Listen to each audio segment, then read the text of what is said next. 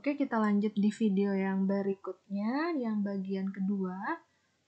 Nah, di sini kita akan belajar tentang integral tentu. Sebelumnya kita belajar tentang antiturunan atau juga dikenal dengan integral tak tentu karena dia nggak ada batasnya. Tapi kalau di sini integral tentu dia ada batasnya ditentukan. Nah, sebelum kita mengarah pada integrasi, di sini diberikan pendahuluan tentang luas. Kenapa kalau tentang luas? Karena nanti pencarian luas ini nanti akan mengarahkan kita sebagai bentuk intuisi dari pemahaman integral. Kalau kita sebelum kita memahami turunan, maka itu akan dikaitkan dengan masalah tentang garis singgung. Tapi kalau di integral itu nanti Anda akan diarahkan, tentunya integral tentu ya, Anda akan diarahkan atau diberikan pendahuluan tentang luas karena nanti Anda akan memahami apa kaitannya antara luas dengan integral tentu. Nah, di sini untuk pendahuluannya akan diberikan informasi mengenai notasi sigma, di mana notasi sigma ini kan sebenarnya adalah notasi untuk penjumlahan. Nah, nantinya kita akan diarahkan untuk menjumlahkan bagian-bagian atau partisi dari di bawah suatu grafik. Nah, di sini ada pun cara mencari luas daerah melengkung R.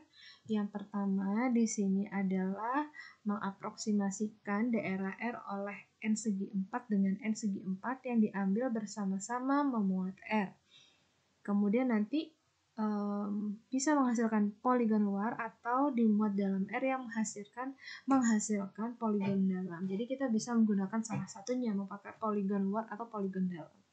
Kemudian yang kedua, mencari luas masing-masing segi 4.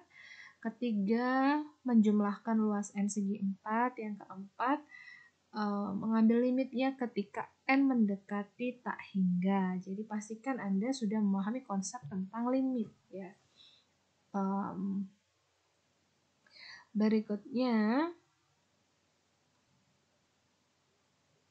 ada notasi kelinieran sigma. Jadi di sini ada 3. Jika C-nya suatu konstanta, maka di sini sigma dari 1 hingga N untuk CAI itu sama dengan C-nya ditaruh di luar, kemudian dicari sigma dari AI. Kemudian kalau penjumlahan di sini berarti kita cari dulu untuk A1 dan kemudian kita jumlahkan dengan hasil dari B1.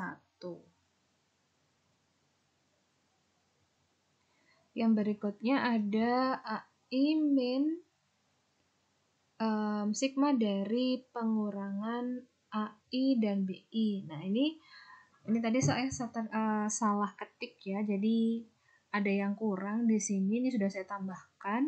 Jadi di sini kita cari hasil sigma dari AI, kemudian kita kurangi dengan BI. Berikutnya kita akan ke contoh. Nah, di sini ada contoh. Contohnya misalkan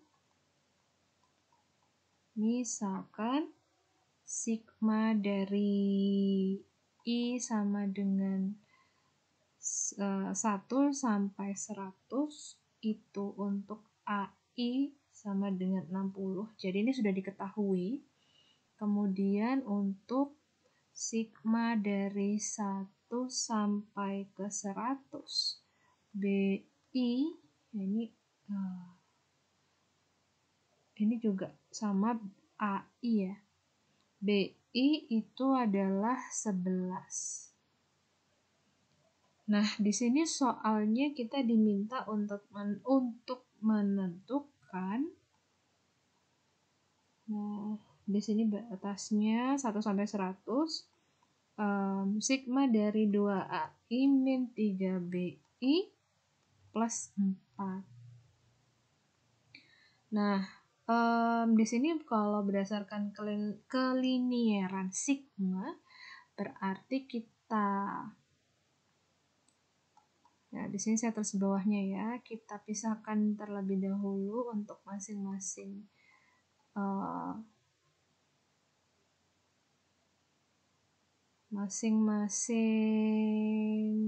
jumlahnya. Di sini ada 2AI min sigma 3BI kemudian ditambah sigma dari 4. Ini tetap sampai 100. Kalau berdasarkan kelinieran sigma berarti kita pisahkan, kita keluarkan angka 2 dari notasi tersebut. Oh ini 3. Nah, mudah-mudahan kelihatan ya. 100 plus 4.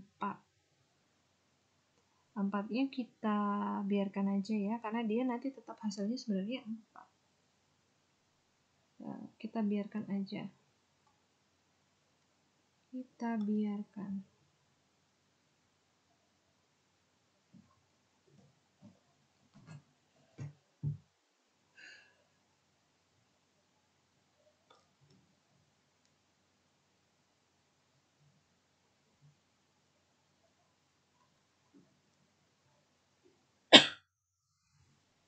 Jadi di sini tetap kita tuliskan sigma dari 4.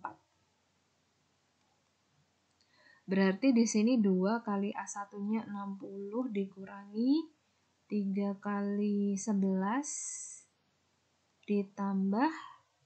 Nah, untuk ini berarti hasilnya bukan 4, tapi ingat bahwa sigma dari suatu bilangan, nah maka hasilnya adalah perkalian batas atasnya atau N dikalikan dengan bilangan itu, N dengan C. Jadi C sebanyak 100 kali kan.